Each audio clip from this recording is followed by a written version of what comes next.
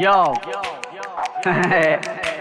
sabe bien que estamos labrando en nuestra propia historia. ¡Esto es épico! La voz de todo. Hola, gente, bienvenidos a la primera entrevista del año 2026. Nos encontramos con un pastor evangélico y misionero conocido como Richard Altiles, un ejemplo en lo que es la zona por donde él vive y una muy buena persona. Démosle la bienvenida al pastor Altiles. Bienvenido a Estos Épicos y gracias por el tiempo que usted me vas a brindar, porque mi gente, capturamos al pastor hoy, Altiles, lo capturamos hoy nosotros, y como él siempre está apoyando lo que es la juventud, a todo lo que tienen proyectos, personas como yo, se me está dedicando lo más valioso que él tiene, su tiempo y su palabra. Démele un saludo a la gente. Gracias, buenas tardes. Primeramente, Dios le bendiga a todos. Para mí es un honor y un placer poder conversar con talentos jóvenes como este joven, que es un muchacho joven pero muy dedicado, muy educado y con una trayectoria muy linda en su sector, que lo conocemos desde pequeño. Y yo espero que le guste esta introducción. Yo soy Richard Altiles, pastor misionero y evangelista predicador. Por la gloria de Dios y por su misericordia estamos en estos caminos. Lo primero que tengo que decirle es a mi hermano y a todo el público en general en esta tarde es que Dios me sacó del lodo cenagoso, del fango y de la derrota del pecado. Pero mi historia no fue fácil, mi vida no fue fácil. Vamos a empezar diciéndole a ustedes que desde muy pequeño estuve en ideas revolucionarias y estuve integrado en lo que es los movimientos políticos y avanzado, de idea avanzada, idea socialista y comunista. Eso me trajo muchos problemas en el régimen de los 12 años del doctor Joaquín Balaguer. Disculpe, usted pertenecía también a los grupos estudiantiles. Amén. Pertenecí al grupo estudiantil La Fe, Federación de Estudiantes Dominicanos, FE. Roberto Santana era nuestro jefe en aquel tiempo en la UAS, en la Universidad Autónoma de Santo Domingo. De ahí, olvidé y porque me estaban buscando en el régimen de Balaguer, obtuve desde muy jovencito que mantenerme en la clandestinidad, o sea, oculto. Pero sin embargo, intenté en mi ocultamiento para que no me tomaran preso y me torturaran, porque en aquel tiempo era muy peligroso. Existía la banda Colorada, existían los exvidos de Balaguer, que eran una clase de policía criminales al servicio de todo lo que era la derecha. Nosotros éramos izquierdistas nosotros. Sin embargo, en esa clandestinidad y huyendo del régimen, me fui 11 veces para Puerto Rico en dólar desde Miche. De esas 11 veces, 9 fueron frustradas, me agarraron en las costas dominicanas del mar Caribe. Vamos a aclarar esto acá. ¿Qué te dice? A mí siempre me viven hablando de usted. Pero yo estoy claro de que usted siempre ha estado involucrado con lo que es la política y el bienestar de la sociedad dominicana, como debe de ser, ¿verdad? Aquí hay muchas personas que creen también que usted es venezolano. Que yo sé que eso también es otra historia. No soy venezolano. Estuve en Venezuela por 3 años y 9 meses. Ok. ¿Cómo fue? ¿Usted me puede narrar cómo fueron los primeros viajes en los que usted se fue? En Yola, 2 de ellos llegamos a playas puertorriqueñas, Aguada y Aguadilla, que son playas puertorriqueñas.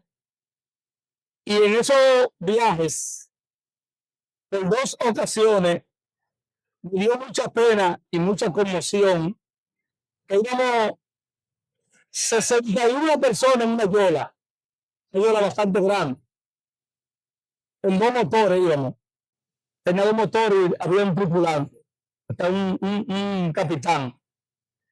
Y nosotros que andábamos con el capitán, que eran 7 hombres más, guapos, fuertes y armados, a 2 jóvenes dominicanas, le llegó el ciclo menstrual, o sea, la menstruación. Y el olor de la menstruación a los tiburones los llama. Y había más de 200 tiburones rodeando la yola. Y los capitanes de la yola, que no sabía yo quiénes eran, ahí nadie los conocía, tiraron a 2 jóvenes al mar. Entonces, todos esos tiburones la pararon en el aire, la devoraron en un segundo. Nada más se oyó el grito. ¡Wow! Esas 2 jóvenes fueron muertas. Yo me rebelé y quise pelear con ellos, pero también corrí el peligro de mi vida y la de mis 3 compañeros que iban conmigo, Osvaldo, José y uno que le decían el Tuyillo, que era de una mano, tenía el polio, una mano encorvada, doblada. Y eso fue una pesadilla para mí, el yo ver que lanzaron esas 2 jóvenes al mar para que esos tiburones se la comieran. O sea, fue algo traumatizante. Fue una experiencia inolvidable. Cuando usted habla de revelar, ¿usted le dijo algo a los tripulantes? Sí. Le dije, ¿cómo abusador, asesino? Y saqué mi revólver con 6 tiros. Pero ellos eran 8 y el mar. No pude hacer nada. Yo me llevé un revólver para permitir. En verdad, yo me lo llevé. Se perdió en la playa, yo lo tiré en la playa. También me agarraron 9 veces. Y yo llegamos a Guadilla y también me agarraron en los montes antes de llegar a Santurce, que era para donde yo iba. En Puerto Rico, una tía mía en Santurce, que vivía allá, hermana de Sención, la esposa de mi tío Coto, Leoncio González Coto. Y eso fue traumatizante. Luego, ¿Usted no tuvo ninguna estadía viviendo en Puerto Rico ningún tiempo? no, Puerto Rico no, Venezuela sí. Le voy a contar ahora el viaje a Venezuela. No, pero detallen un poco más lo de Puerto Rico, como iba a continuar. Bueno, yo le aconsejo a los jóvenes y a la gente que no se metan en esa travesía, que no se vayan en yola, que traten de irse en barco legal. Le aconsejo que no lo hagan, porque eso es el mismo demonio. Eso es algo, ahora el que quiere viajar es como un vértigo que se le mete, es una ansiedad y tiene que viajar, olvidar lo que sea. Y ese era el único medio que yo tenía en las yolas. En ese momento, más corriéndole a la situación del régimen de Balaguer, de 12 años, un gobierno criminal, asesino. Usted no está hablando de nosotros en eso del 70, 80. Sí, 70 a 80, ahí fue todo.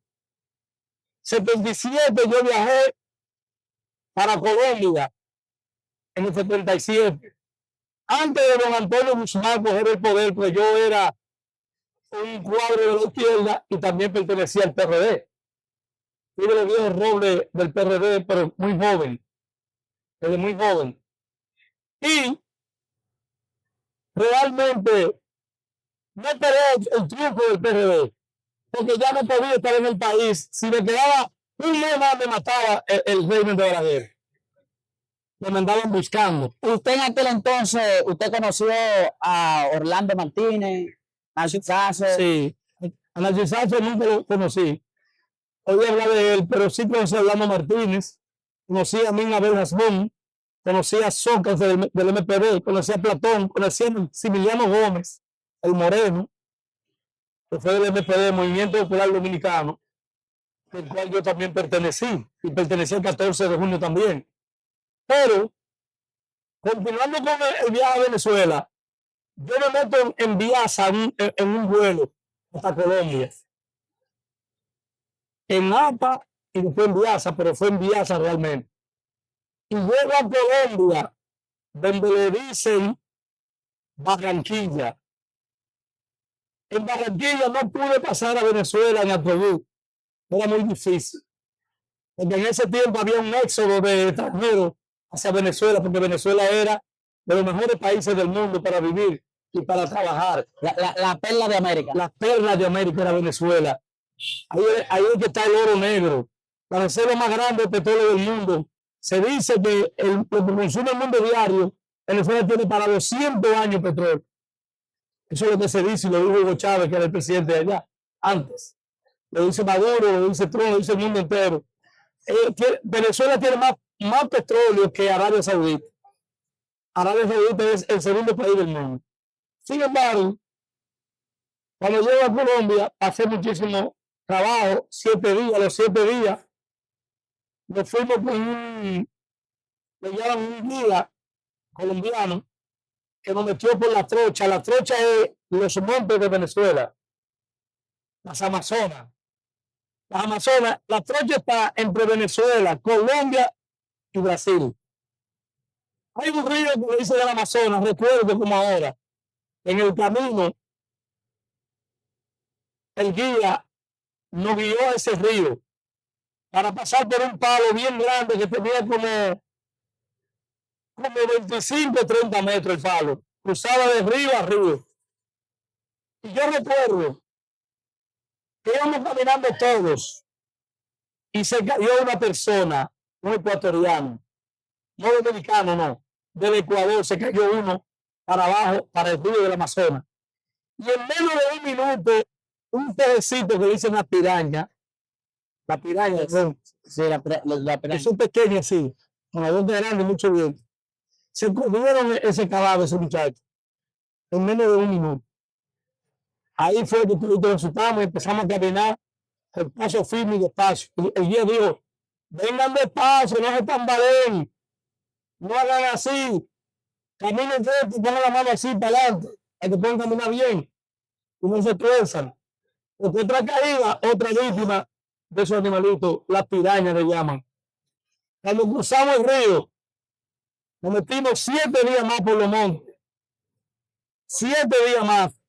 Y llegamos a un pueblo allá que le dicen Cúcuta, que también pertenece a Colombia, frontera con Venezuela. Y en Cúcuta, Yo tengo amigos que eres en Cúcuta, nos metimos de nuevo por los montes. Y salimos a Ciudad Bolívar, Mérida, Táchira, todos esos pueblos. De ahí nos montaron un autobús pagándole a los guardias venezolanos y nos llevaron hasta Valencia, no, hasta Maracaibo. De Maracaibo en otro autobús nos montaron, había que pagar de nuevo. Y nos llevaron hasta Valencia. De Valencia, en carro, como 10 carros, nos llevaron hasta Caracas. Okay. Y nos distribuyeron a los familiares. A mí me esperó mi hermana Quisqueya, que es testigo allá, que llegué como un monstruo así, todo rayado y todas las espinas y toda la cosa. Llegué como un monstruo. En Venezuela tuve un inconveniente mucho peor. Porque en Venezuela el cuñado mío le daba muchos golpes a mi hermana. Y en una vez que él le estaba dando golpes, yo agarré un pote de aceituna y se lo partí en la cabeza, un pote de vidrio de aceituna. Se lo partí en la cabeza, que son grandes los potes de vidrio. Lo abrí, lo partí y tuve que salir corriendo. Cuando salí corriendo, llamé a un primo mío, a Luis Artiles, el detective, y Luis me sorprendió y me llevó a su apartamento. Me dejó ahí como un mes y pico,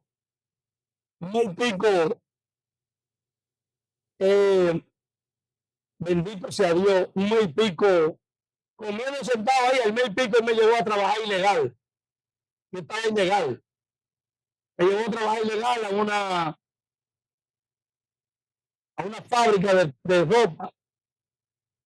Yo le ponía los botones en el centro del pantalón, pisaba la maquinita misma ponía los botones.